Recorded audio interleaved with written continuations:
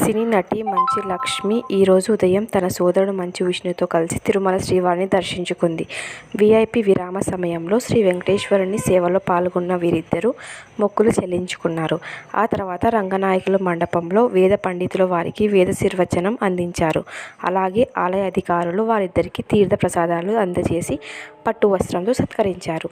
అనంతరం విష్ణుతో లక్ష్మి ఫోటో తీసుకుని ట్విట్టర్లో పోస్ట్ చేసింది. కాగా స్వామి వారిని దర్శించుకున్న అనంతరం విష్ణు మీడియాతో మాట్లాడారు.